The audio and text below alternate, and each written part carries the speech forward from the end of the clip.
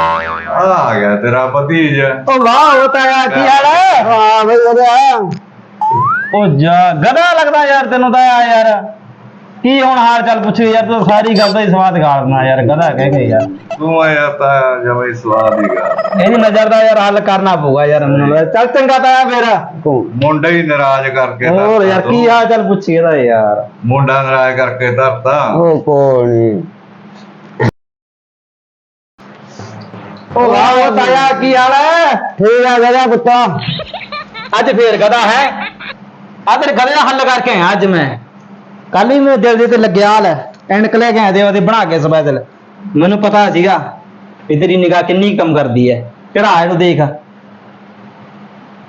वाह भी शेर बन गया किवें बन गया ना शेर बन गया पुत्रा शेर दा पहला भी सीगा तेरी निगाह घट सी तां तैनू गधा लगदा सीगा मैं हां अज पता लग्या होना गधा कहीं मुड़ के ताया।